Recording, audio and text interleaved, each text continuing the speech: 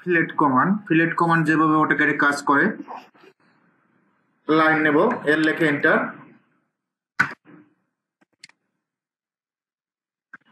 10 fit, এদিকে 5 fit,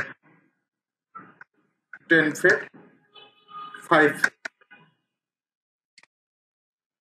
এর লেখে enter, 5 fit.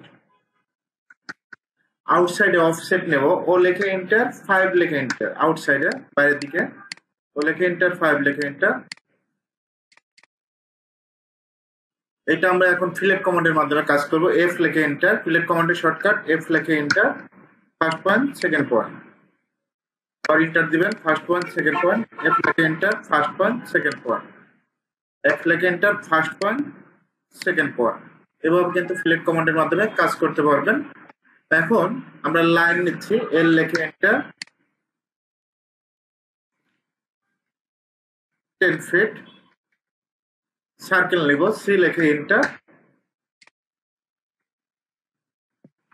Circle 10 fit,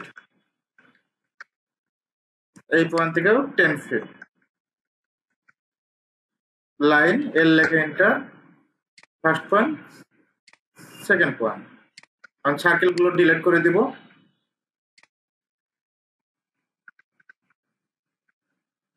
F লেখে এন্টার, ফিলেটের শর্টকাট এফ লেখে এন্টার, আর লেখে এন্টার, আর তার রেডিয়াস, আর রেডিয়াস এখন 3 লেখে এন্টার। অনেক সময় যদি ট্র্যাপ করার প্রয়োজন পড়ে সেভাবে এভাবে করবেন। আবার এফ লেখে এন্টার, আর লেখে এন্টার, 6 লেখে এন্টার।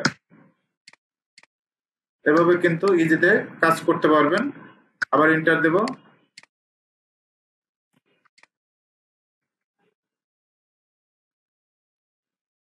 আশা করি ফিলেট কমান্ডের কাজটা বুঝতে পারছেন। এভাবে সহজে কিন্তু আপনি ফিলেটের মাধ্যমে কাজটা করতে পারবেন।